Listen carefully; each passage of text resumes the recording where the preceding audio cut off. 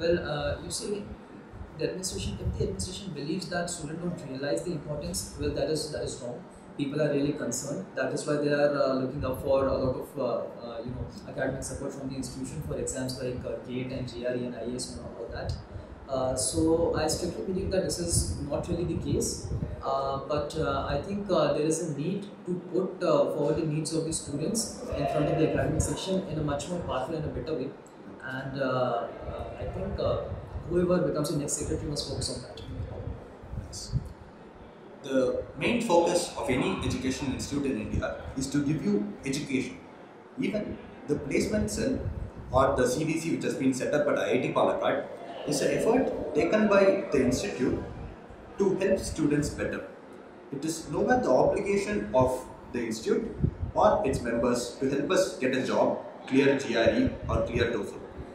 So, convincing administration to market students as a product or help them out in future for all their developments is an uphill task. How do you plan to go about it?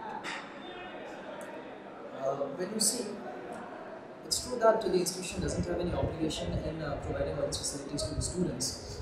But what do we want at the end of the day?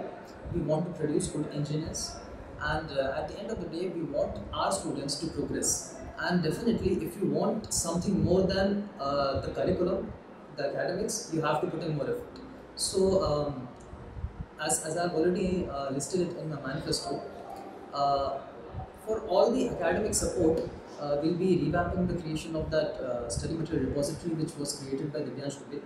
And then for exams like GRE, TOEFL and higher studies, we'll be organizing first some counseling sessions and which will be carried out by professionals. Then we'll be providing them some common study material, and if the institution permits, we can get some more specific study material for all these exams.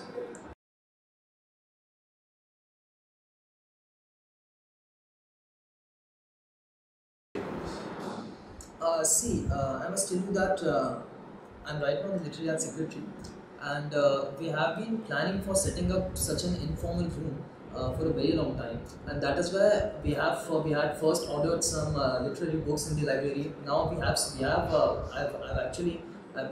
the library to get the data on how many students are actually getting those books issued and actually reading them.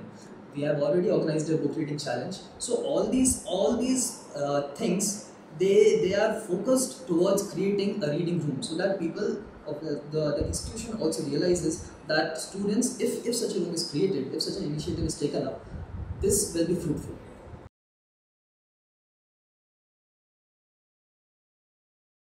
First thing is that this was the first placement drive that we experienced, right? So there certainly will be some drawbacks. The first thing is never perfect.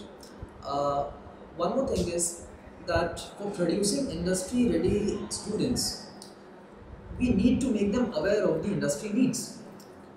The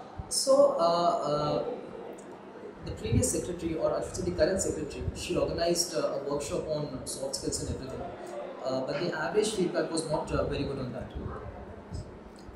So I'll be improving that, and we'll be organizing better soft skill workshops. I have enough contacts to do that, and you see, industry, when you want industry ready people, the environment in your institution should be of that sort. So first thing is our students, they are unaware of the industry. They have very high expectations, and some of them they are not really aware of the actual scenario. So first thing is we need to make them aware of what the market looks like right now, and then we can groom them properly, and then they themselves can choose where do they want to go. Do they want to get into an industry or do they want to go for higher studies? It will be completely different.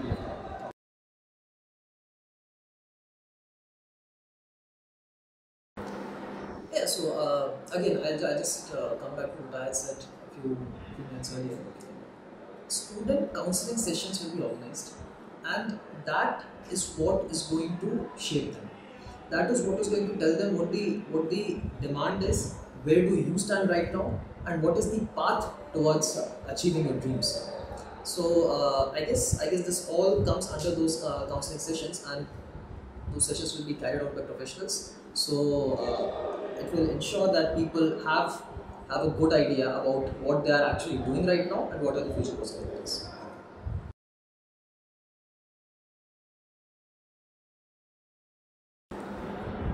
Well, see, all these tutorials and these teaching assistants, the professor, it's always up to the professor who is teaching. All right. So, say for example, there's a student, and he feels that all these tutorials and the TAs, they are not helping him, uh, and which is the case with a lot of students. This requires him some kind of motivation also. When you are in an IIT, you are not in your coaching center. The professor will teach you, but it is always up to you whether you want to learn or not, or are you learning it or not. It's completely up to you. So first thing is that what we'll try to search for better courses online. We have NPTEL, and NPTEL also has a list of different courses, and same courses offered by different professors. So we'll try to select the best ones, and if a student faces any difficulty in a certain course, he can switch to that particular course on NPTEL and probably have a look at it. It's quite obvious that the companies will prefer bigger IITs.